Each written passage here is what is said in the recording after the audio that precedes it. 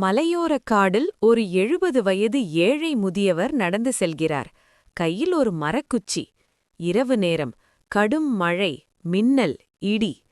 மலைமேடு தளர்ந்து மண் சரியத் தொடங்குகிறது. அது ரயில் பாதையில் விழும். முதியவர் அதைக் கண்டு பயப்படுகிறார். ரயில் வர நேரமாகிறது என்று அவர் நினைக்கிறார். பசிப்பிணி இருந்தாலும் அவர் ஓடத் தொடங்குகிறார். சேற்றில் வழுக்கி விழுகிறார்.